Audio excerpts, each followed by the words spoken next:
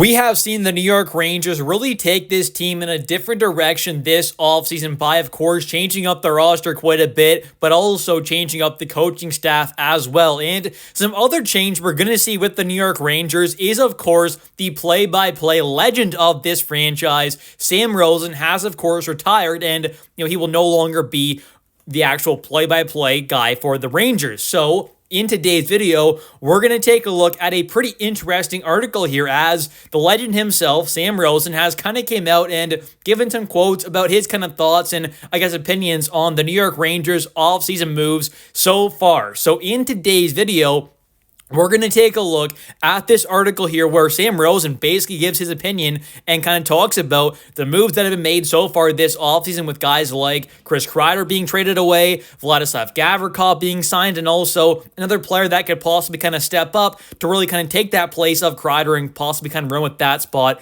as well. So we've got lots to cover in today's video, so let's just get right into it. And we'll start off here with the first part of 3, and they begin to say, Rosen has gotten to know Kreider on a personal level for over a decade, as he did not understate how much the veteran forward truly means to the Rangers organization. Quote, "It's sad to see him go," Rosen said about Kreider. "He has done so much as a Ranger. He's been a quiet, off-the-ice leader. Players gravitated to him in the offseason, worked out with him, always in great shape, a hard-working player, but a real good person off the ice. He was terrific to talk to. He's been an excellent New York Ranger, and I hope that when his career is over, that when it all settles, the Rangers will be able to honor Chris Kreider accordingly because he was a major contributor to some outstanding years that the Rangers had." And that is absolutely correct. Kreider was a part of some incredible seasons with this Rangers team, and of course,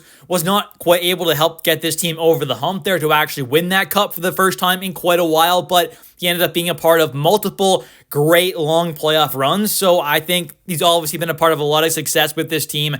Didn't end up winning the cup, but still was a part of some great New York Rangers teams and seasons, and obviously is up there in a lot of records, especially on the power play side of things and goal scoring wise. So he is definitely a New York Rangers kind of legend, especially over the last kind of decade or so. He's been one of the kind of core pieces of this team and one of the kind of faces of the franchise. So it's definitely sad to see him go, especially as a 22-year-old Rangers fan who's been watching him for pretty much the entire time. For the most part, I've been a diehard fan. Kreider's been on this team that I've really been following this team pretty hardcore. So it's sad to see him go, of course, but at the end of the day, I think it was kind of what's best for this team. I think the Rangers got back some solid assets there, of course, moving up in the draft a little bit there, getting a third-round pick for a fourth in the 2025 draft that just happened, and also getting back a prospect by the name of Carey Terrence there, solid kind of two-way, grittier, kind of playoff-style two-way center kind of prospect there. So I think overall that trade was pretty good there. The Rangers opened up a lot of cap space there, kind of allowed them to get a guy like Vladislav Gavrikov. So overall, it was a smart and good move by the Rangers, and also I think it does help Kreider as well because he's going to get to go somewhere where he's still going to be more than likely a pretty key part of that Anaheim Ducks team. Is going to be more than likely, I would guess, on the power play unit there to match if he's healthy. Don't see why he wouldn't be because he can be a lethal threat, obviously. So I think in general, this is probably what's best for Kreider himself. He's going to go to a team, in California there.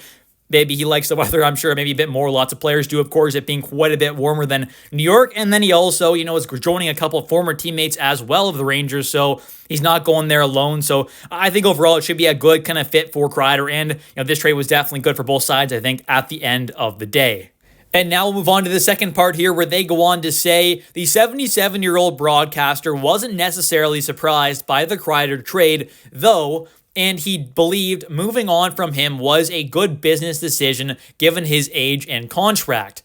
Rosen is also under the impression that Kreider's departure gives Will Cuylle an opportunity to take on an increased workload. Quote, "It opens a door for Will Cuylle to be the next Chris Kreider," Rosen said. "Cuylle has all the tools necessary to be a big star in this league. He's physical, unafraid, battles in the corners, battles in front, goal scoring increase from first year to second year. He could be a 30-goal scorer." And I absolutely agree with pretty much everything Rosen said there. I think this is the exact kind of perfect opportunity for someone like a Will Cuylle to try and, get a big opportunity and kind of run with it. He is going to have the opportunity to potentially be a kind of star caliber top 6 winger for this team.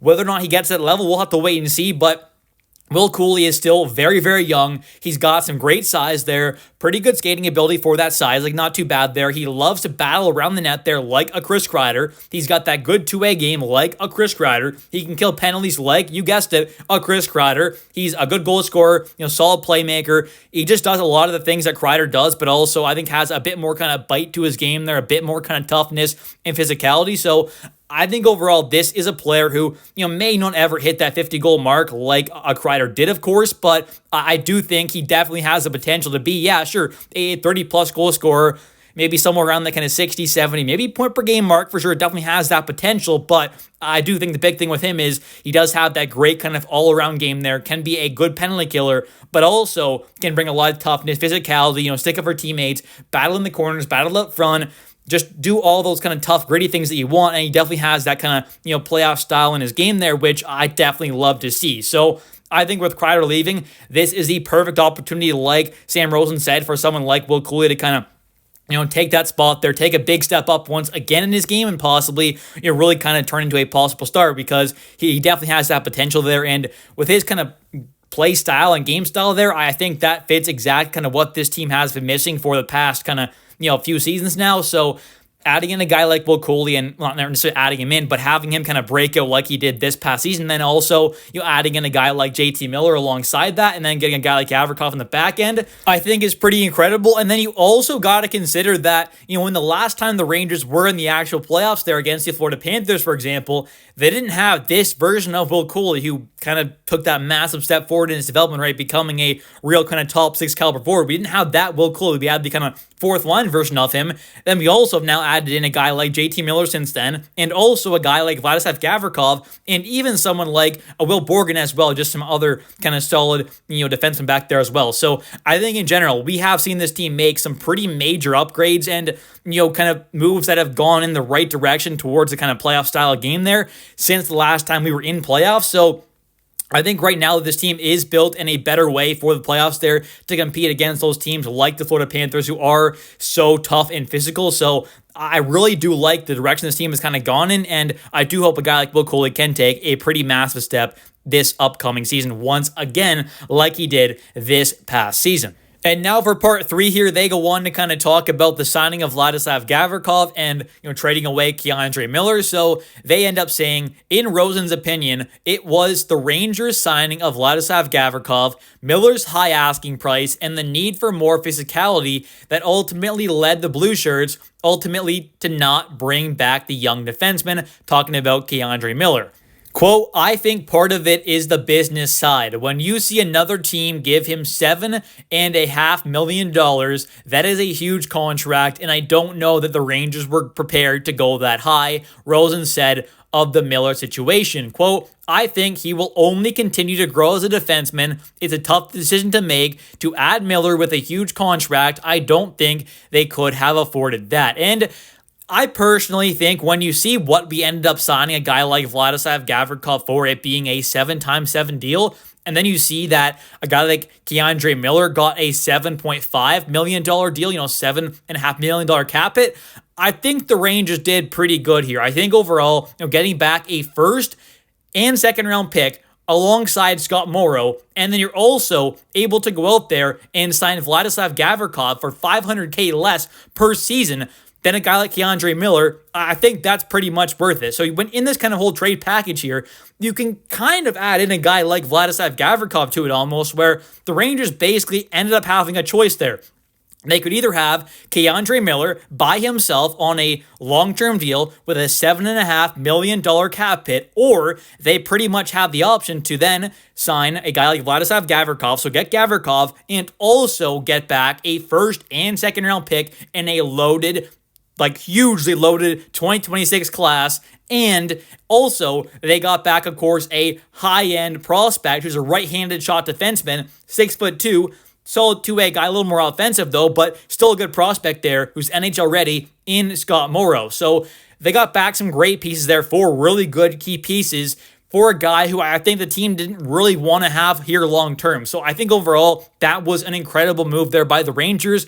I am still shocked at the price the Rangers got back for a guy like Kreider with it being pretty clear the team wanted to move on from him, it felt like, and they did not want to give him that massive deal, and his value was just not that high, in my opinion, because of his kind of overall play the last couple of seasons here. It has not really been great, and he has at moments been a just not debatable, just he's been a clear liability defensively. Like, he's been a big issue, and it's not even really debatable at moments. So I think with all that being said, the Rangers have done a pretty great job this offseason of getting back some good assets, but also trying to build this team in a better way, and getting a guy like Gavrikov with his kind of play style there, him being a good shutdown defenseman there, is really good defensively. He's going to shut things down. He's got some good size there. He's a pretty tough player, not some crazy kind of physical guy out there, but definitely, pretty physical, blocks a lot of shots there, and just going to be a good, reliable defensive defenseman. And I cannot say the same thing for a guy like K'Andre Miller. He may be a better offensive guy than Gavrikov, but he is nowhere close as good defensively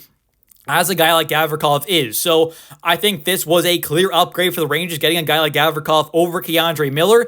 And then you also consider the team got back a first, second, and higher tier NHL ready prospect. I think they made it like bandits in this trade, and overall, really and truly have put themselves in a much better spot, I think, than where they were kind of heading into this offseason than where they are right now. Anyways, thank you all so much for watching today's video. If you have enjoyed, definitely don't forget to comment down below your thoughts on today's video, and of course, on Sam Rosen's kind of thoughts as well. Do you agree with his kind of thoughts and opinions there on these moves so far this offseason?